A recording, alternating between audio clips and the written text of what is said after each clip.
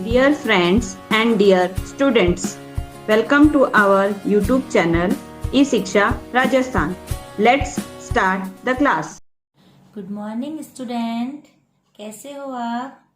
काफ़ी लंबी छुट्टियों के बाद आज आपके लिए नई बुक्स, नए लेसन्स। तो आज हम क्लास सेकेंड का हिंदी फर्स्ट का ये फर्स्ट चैप्टर पढ़ेंगे, जिसका नाम है तुम क्या बनना चाहोगे। कि भाई सबको पूछते ना कि तुम बड़े होकर क्या बनोगे, तुम बड़े होकर क्या बनोगे।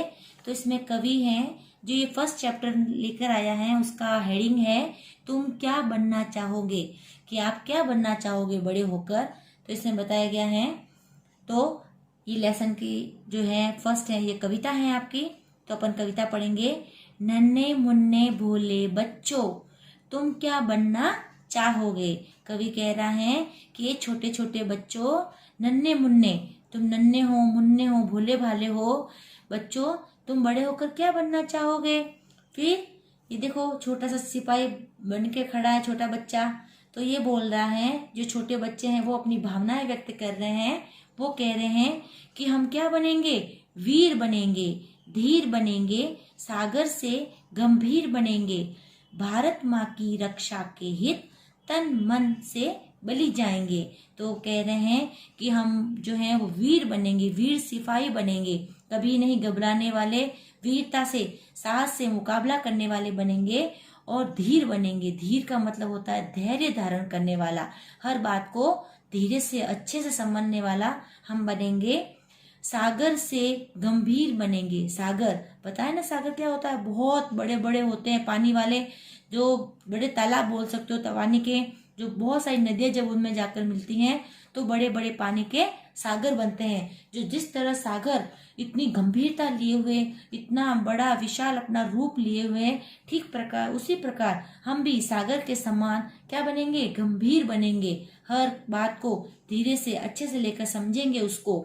और भारत माँ की रक्षा के हित, जब भी हमारी भारत जो हमारी मातृभूमि है वो हमारी माँ है, तो कभी भी उस पर कोई आँच आ जाए, कभी कोई हमला हो जाए, कोई विपट परिस्थिति आ जाए, तो हम उनकी रक्षा के हित, हम हमारी भारत भूमि की रक्षा के अगर हित में हम अपना तन और मन दोनों से हम अपनी भारत भूमि पर बलि जाएंगे। बलि जाएंगे का मतलब बलिदान कर देंगे, तन और मन दोनों से। तन का मतलब शरीर और मन का मतलब हमारे मन के भावों से। तो दोनों ही रूप से हम जब भी कोई विकट परिस्थितियां आएगी, हम अपने आप को बलिदान कर देंगे। तो छोटे वीर सिपाही कहते हैं कि हम वीर बनेंगे और धीर बनेंगे, धैर्य धारण करने वाले, धीरज धारण करने वाले बनेंगे, वीर सिपाही बनेंगे। और जो सागर होता है इतना बड़ा, जिस तरह वो गंभीरता लिए हुए हैं, ठीक उसी प्रकार हम भी वैसे ही बनेंगे। और जब भी भारत माँ की रक्षा के लिए अगर कोई बात आ जाए, तो हम तन और मन दोनों से अपने आप को बलिदान कर देंगे। ठीक है। अगला पैराग्राफ है कि दन दन दन जब चले गोलियां, जब देखो दुश्मन हमला करते हैं तो गोला क्या चलती है, दन दन दन चलती है ना, एकदम फास्ट फटाफट। तो ठीक उसी प्रकार जब दुश्मनों का अगर हमला भी हो गया, जब गोलियां दन दन दन चलेगी, तब हम सीने पर हंस खाएंगे, सीने पर हंस खाएंगे, अड़े रहेंगे, खड़े रहेंगे, सीना ताने डटे रहेंगे।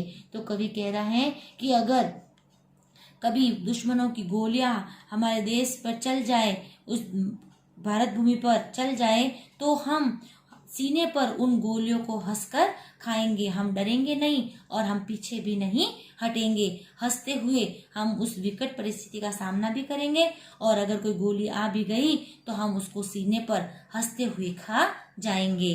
हम अपनी कैसी परिस्थिति आ जाए उसमें अड़े रहेंगे, एक स्थान पर अड़े रहेंगे, अपने पैर पीछे नहीं करेंगे और खड़े रहेंगे, वही उस परिस्थिति में वही खड़े रहेंगे, सीना ताने डटे रहेंगे। और हम जो हमारा फौलादी सीना है, हमारी मातृभूमि के प्रति हमारे मन में जो भावनाएं हैं, उनको लेकर उस स्थान पर तब तक डटे रहेंगे जब तक दुश्मनों का जो भी हमला हो रहा है उसका पूरी तरह से हम उसको खत्म ना कर दे। तो कह रहे हैं कि चाहे कितनी भी बुरी परिस्थिति आ जाए, हम चाहे उस समय युद्ध के भी हालात हो, दन दन गोलियां भी चले, और तो भी हम उन गोलियों को सीने पर हंसते हुए खा जाएंगे। और उस परिस्थिति में हम वही खड़े रहेंगे, अड़े रहेंगे, अपने पैर पीछे नहीं हटाएंगे और अपने सीना ताने हुए उस जमीन पर भारत भूमि की रक्षा के लिए खड़े रहेंगे, डटे रहेंगे।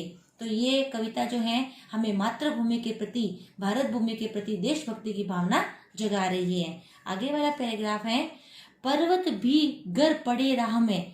कवि कह रहा है कि अगर पर्वत का आकार कितना बड़ा होता है, बहुत विशाल होता है, ठीक उसी तरह जब भी मुसीबत आती है, विपत्ति आती है, तो वो भी पर्वत के समान ही बड़ी होती है। तो यहाँ इस पर्वत को मुसीबत के रूप में बताया गया है कि अगर मुसीबत पर्वत के समान बड़ी हो, हमारे राह में आ जाए, तो भी हम उसे कैसे ठुकराएंगे? ठोकर से ठुकराएंगे। एक जैसे छोटा बच्चा कोई भी चीज जो उसके रास्ते में आ जाती है अड़चन बनकर, उसको ठोकर से ठुकराता हुआ जिस तरह आगे बढ़ता है, हम भी परेशानियां आने वाली को, जो भी परेशानियां मुसीबत आने वाली हैं, उसको ठोकर से ठुकराते हुए आगे बढ़ते जाएंगे। अब जीवन में आने वाली परेशानियों के बारे में बताया गया है कि चाहे आग हो, बवंडर हो, बवंडर मतलब बड़े बड़े तूफान, आंधी आ जाए, चाहे पानी बरसात के रूप में बहुत भयंकर अगर जल हो जाए, तो भी हम सभी इन परिस्थितियों को झेलेंगे और मुस्कुराते रहेंगे। इन विकट परिस्थितियों में भी हम उनका सामना करते हुए आगे बढ़ते जाएंगे। तो कवि कह रहा है कि चाहे परिस्थितियां कितनी भी विषम हो, चाहे पर्वत रूपी मुसीबतें हमारे राह में आ जाए, तो उन मुसीबतों को हम ठोकर से ठुकराते हुए आगे बढ़ते जाएंगे। और चाहे आग लग जाए, चाहे भयंकर तूफान आ जाए, आंधी आ जाए और बारिश हो बहुत सारी, फिर भी हम इन विपद परिस्थितियों में मुस्कुराते हुए आगे बढ़ते जाएंगे। तो अभी जो हमने लेसन पढ़ा वो पूरी हमारी देशभक्ति की भावना से ओतप्रोत था कि किस तरह अगर हमारी मातृभूमि पर कोई बाधा आ जाए, कोई अड़चन आ जाए, तो किस तरह वीर सपूत बालक बनकर हम उन परेशानियों का सामना कर सकते हैं और विकट परिस्थितियों में भी हम कोई न कोई सहायता करके उसका हल निकालते हैं और उन विषम परिस्थितियों से हम लड़ सकते हैं। तो आपका चैप्टर आज इतना तक ही था। अब हम इसके क्वेश्चन आंसर्स करेंगे। तो इसका फर्स्ट क्वेश्चन है, निम्नलिखित प्रश्नों के उत्तर दीजिए। ये सारे क्वेश्चन आंसर आपके उस कविता से संबंधित है।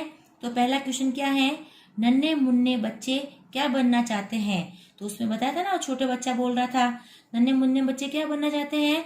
तो इसका उत्तर है, नन्हे मुन्ने बच्चे धीर और वीर बनना चाहते हैं। ठीक है, नन्हे मुन्ने बच्चे क्या बनना चाहते हैं? धीर और वीर बनना चाहते हैं। फिर सेकंड क्वेश्चन है, बालक किसकी रक्षा हेतु बलि जाने के लिए कहते हैं? इसमें पूरा किसके बारे में बताया गया? मातृभूमि के बारे में, अपने भारत के बारे में बताया गया है। तो इसका आंसर है, बालक भारत माँ की रक्षा हेतु बलि जाने के लिए कहते हैं। किसके लिए बलि जाने के लिए कहते हैं? भारत माँ की रक्षा के लिए। तीसरा क्वेश्चन है, बालक किन परिस्थितियों में सीना ताने डटे रहेंगे? तो इसका उत्तर है, बालक विषम परिस्थितियों में भी सीना ताने डटे रहेंगे। विषम परिस्थितियों का मतलब होता है कैसे ही कठिन परिस्थितियां आ जाए, कैसे ही मुसीबतें आ जाए, उन परिस्थितियों में वो सीना ताने डटे रहेंगे। फिर है चौथा क्वेश्चन है, मार्ग में पर्वत के आने पर बालक क्या करेंगे? यहाँ पर्वत का मतलब क्या था? बड़ी बड़ी मुसीबतें। तो इसका उत्तर है, मार्ग में पर्वत के आने पर बालक उसको ठोकर से ठुकराएंगे और ठोकर से ठुकराते हुए आगे बढ़ते जाएंगे। अब इसका लास्ट क्वेश्चन है, किन किन विपरीत परिस्थितियों में भी बालक मुस्कुराएंगे? ऐसी कौन कौन सी परिस्थितियां हैं जब उनमें भी बालक हंसते खेलते हुए आगे बढ़ेंगे? तो इसका उत्तर है, चाहे आग हो, बवंडर हो, आंधी हो, पानी का मतलब बरसात से है, चाहे ऐसी कैसी भी विषम परिस्थितियां आ जाए, उसमें भी बालक मुस्कुराएंगे। तो इसमें विषम परिस्थितियों के नाम लिखने हैं। तो ये विषम परिस्थितियां हो गई जिसमें बालक मुस्कुराते हुए आगे बढ़ते जाएंगे। ठीक है, तो ये 5 क्वेश्चन आंसर थे, ये इसके आंसर है। ठीक है, अब अपन सेकंड क्वेश्चन पढ़ेंगे कि पढ़िए तथा कविता की अगली पंक्ति लिखिए। ये एक पंक्ति दे रखी है, दूसरी ब्लैंक है, वापस दे रखी है, ये ब्लैंक है। मैंने आपको समझाने के लिए यहाँ फिलअप की है। तो फर्स्ट लाइन है, वीर बनेंगे धीर बनेंगे। तो ये आपको कहाँ से लिखनी पता है ना आपको? ये आपके इसी कविता में जो अपन ने पढ़ी ना, ये यहाँ से, वीर बनेंगे धीर बनेंगे सागर से गंभीर बनेंगे, जस्ट इसकी लाइन ये वाली है। तो आपको इस वाली फिलअप में ये लाइन लिखनी है, वीर बनेंगे धीर बनेंगे सागर से गंभीर बनेंगे। ठीक है, तो आगे देखकर आप ये लाइन फिलअप कर सकते हो। ठीक है, मैंने आपको समझाने के लिए यहाँ फिलअप कर रखी है। भारत माँ की रक्षा के हित तन मन से बलि जाएंगे, दन दन दन जब चले गोलियां सीने पर हंस खाएंगे, अड़े रहेंगे खड़े रहेंगे सीना ताने डटे रहेंगे। तो मैंने ये सारी पंक्तियां आगे वाली कविता से पूरी की है। ठीक उसी प्रकार आप भी वहां से देखकर उसको फिलअप कर देना। ठीक है, ये था आपका सेकंड क्वेश्चन। अब आगे आते हैं अपन थर्ड क्वेश्चन की ओर। थर्ड क्वेश्चन देखो क्या लिखा हुआ है, विलोम शब्द लिखिए। आप जानते हो विलोम शब्द क्या होते हैं? विलोम शब्द वे शब्द होते हैं जो किसी का विपरीत अर्थ बताते हैं। विपरीत अर्थ का मतलब होता है जस्ट उसका ऑपोजिट, उल्टा अर्थ। जैसे फर्स्ट है हित, तो हित का क्या बन गया? अहित, ये इसका विलोम बन गया। विलोम का मतलब होता है उल्टा। ठीक है, जस्ट उसका ऑपोजिट हो जाता है, वो विलोम शब्द कहलाते हैं। ये आपके सेकंड चैप्टर में, सेकंड हिंदी सेकंड की बुक में है। जैसे मैंने आपको समझाने के लिए आप वहां उस लिंक पे जाकर उसको देख सकते हैं विलोम शब्द पे। फिर है जय, जय का बन गया पराजय। ये परा आगे शब्द जुड़ गया और इसका विलोम बन गया जय का पराजय। नया का पुराना, वीर का कायर। वीर का मतलब होता है जिसमें वीर की भावना होती है, जो हर परिस्थिति का मुकाबला कर सकता है। और कायर का मतलब होता है डरपोक। फिर सफल, इसके आगे अ लगा के क्या बन गया? असफल। ऊंचा, ऊंचा का विलोम बन गया नीचा। तो इस तरह विपरीत अर्थ बताने वाले शब्दों को अपन क्या कहते हैं? विलोम शब्द। ठीक है, तो ये विलोम शब्द बन गए। अगला क्वेश्चन है वाक्य में प्रयोग कीजिए। वाक्य में प्रयोग कीजिए मतलब होता है आपको कोई एक वर्ड देते हैं, उस वर्ड से आपको पूरा सेंटेंस बनाना होता है, पूरा वाक्य बनाना होता है। जैसे पहला शब्द है वीर। वीर का मतलब जानते हो ना आप लोग, जो साहसी होता है।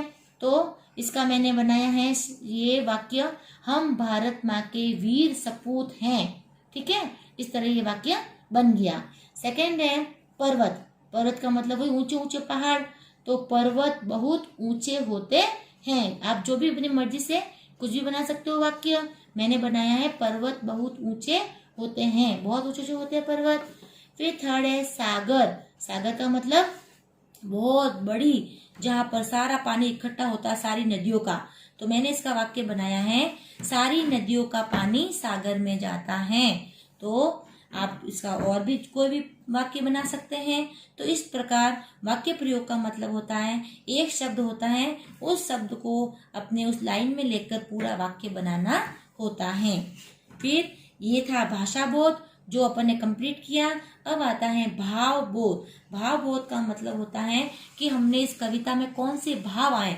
देशभक्ति के भाव होते हैं, मातृभूमि के प्रति ममता के भाव होते हैं, और जिस तरह के जैसे जैसे भाव होते हैं वो अपन इसके अंदर बताते हैं। जैसे लिखिए जन्मभूमि के प्रति आपके क्या कर्तव्य हैं। जन्मभूमि का मतलब अपनी मातृभूमि।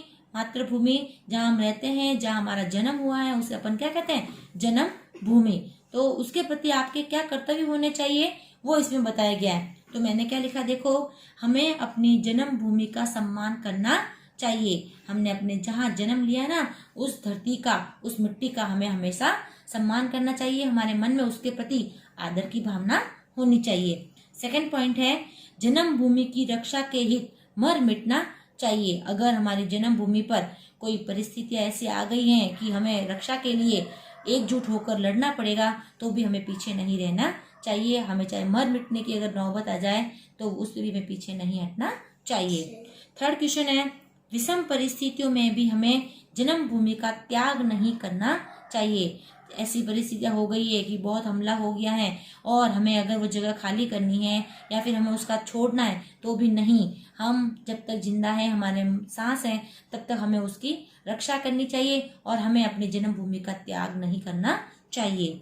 फोर्थ पॉइंट है धैर्य धारण कर जन्म भूमि के प्रति अपने कर्तव्य निभाने चाहिए। अपने मन में धीरज धारण करना चाहिए और हमारे जन्म भूमि के प्रति जो भी अपने कर्तव्य बनते हैं हमें उन्हें निभाना चाहिए।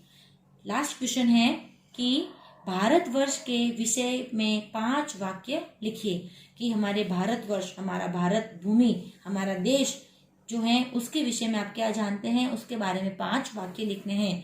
जैसे मैंने लिखा है फर्स्ट, जो बहुत ही इंपॉर्टेंट है, भारत हमारा देश है। कहाँ रहते हैं अपन? भारत में रहते हैं, तो ये हमारा देश है, चाहे कैसा भी हो, अच्छा है सबसे, और हमें हर स्थिति में यही रहना है और इसका सम्मान करना चाहिए।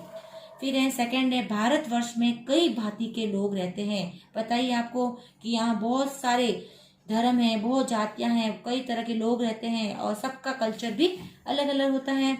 फिर अलग धर्म, जाति और सभ्यता के होते हुए भी हम सब क्या है? भारतीय हैं। हमारे एक ही एम है, हमारा एक ही नारा है कि हम सब भारतीय हैं। चाहे कैसी भी हमारा धर्म हो, कोई भी जाति हो, कोई भी सभ्यता को हम मानते हैं, लेकिन इन सब विभिन्नताओं के बावजूद भी हम सब भारतीय हैं, हम सब एक हैं। फिर है भारतवर्ष के राष्ट्रीय पर्व हम हर्षोल्लास से मनाते हैं। तो भारतवर्ष के राष्ट्रीय पर्व कौन से हुए?